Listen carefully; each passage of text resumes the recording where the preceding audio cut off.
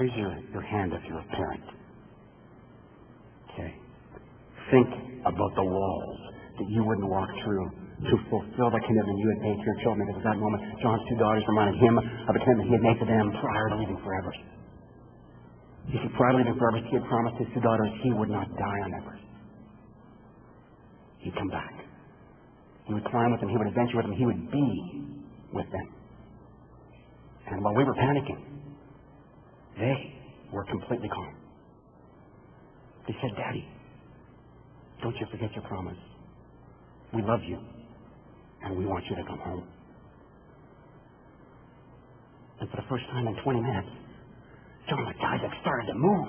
You could see him groping in the snow for his axe. He grabs his axe, he pushes down, he teeters to his feet, he takes a couple of steps, boom, falls on the snow. His girls come right back on the radio to him, Daddy, we love you. When are you going to be home? Now, we have all heard the words, when are you going to be home? But in that circumstance, they certainly had more presence and definitely more power. And it's almost like they reached out from that Sabbath in space, they grabbed their dad by the heart, they held him out of snow, and ever so gently, they ushered him onwards.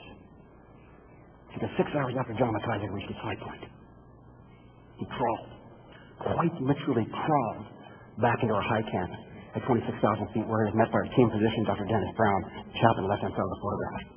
Now, we asked Dennis to quantify on a scale of 1 to 10 the severity of John's condition, 1 being fine and 10 being death.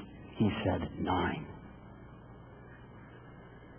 So 30 seconds later, we did launch a full-blown hydrogen rescue. We slapped on emergency oxygen, went up the hillside towards Johnny. We met at 26,000 feet, and we started to shepherd him down the north ridge of Everest, hour after hour after hour. And 4 hours into the rescue, John McIsaac fell unconscious. His pulse and breathing became erratic. He started to froth at the mouth as the liquid in his lungs started to bubble up in his mouth.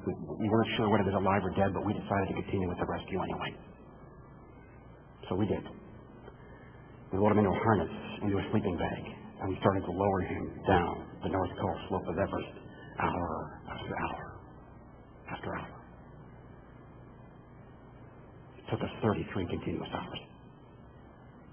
It was the hardest physical thing I have ever done by far. It was way more difficult than climbing Everest. In the end, most of us were, kind of staggering and stumbling. Some of us couldn't even speak. And we surrendered this limp form of a body we weren't sure was alive or dead to a team of physicians who had assembled our makeshift hospital in Max Base Camp.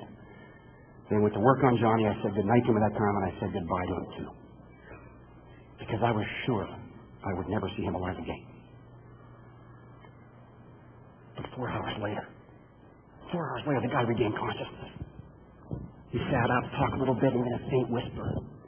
2 days after we took that photograph, we took this photograph.